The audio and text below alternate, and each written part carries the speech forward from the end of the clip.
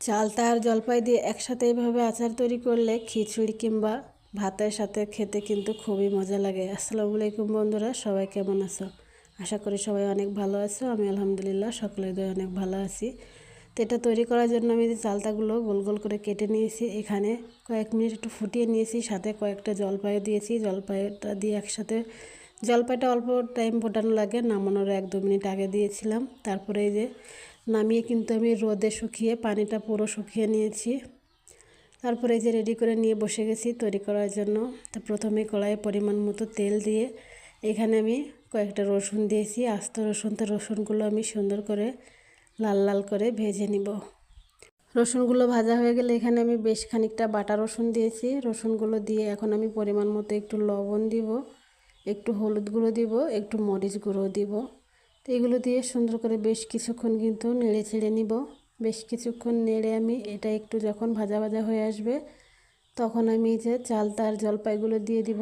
চালতা আর জলপাইগুলো দিয়েও নাড়াচাড়া করতে হবে, কারণ এখানে তো পানি ব্যবহার করা যাবে না। আর এই যে আমি জলপাইগুলো কিন্তু একটু ফাটিয়ে দিয়েছি যাতে ভেতরে মশলাটা যায়, তার জন্য। চালতাটাও একটু আছে, মানে চেপে চেপে দিয়েছি যাতে একটু মশলাটা ভিতরে যায়, তার জন্য। তো এইভাবে কিন্তু নাড়াচাড়া করতে হবে, এখানে কিন্তু পানি ব্যবহার করা যাবে না। আর তেল আবারও একটু দিয়ে দিলাম।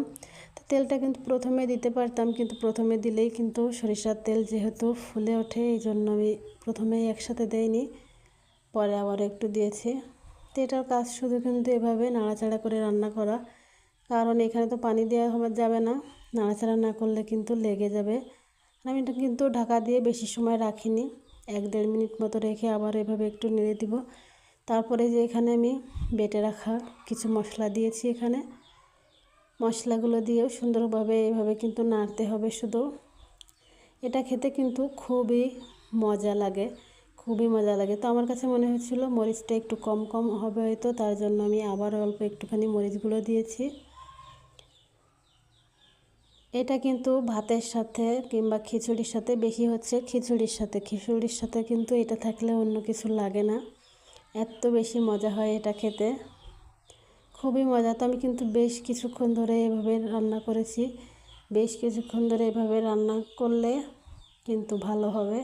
তো এখানে একটু ভিনেগার দিতে হবে, ভিনেগার দিয়েছি, সেটা দেখানো হয়নি ওই সময়, আসলে ক্যামেরা করা হয়নি, তার জন্য। তো আমার কিন্তু রান্নাটা হয়ে গেছে, আমি এই যে এখানে রেখে ঠান্ডা করে নিয়েছি। ঠান্ডা করে আমি এখন একটা বয়ামে উঠিয়ে নেব। রসুনগুলো কিন্তু একদম মাংসের রসুনের মতো হয়ে গেছে, এটা দেখলেও কিন্তু মনে হচ্ছে মাংস হয়তো।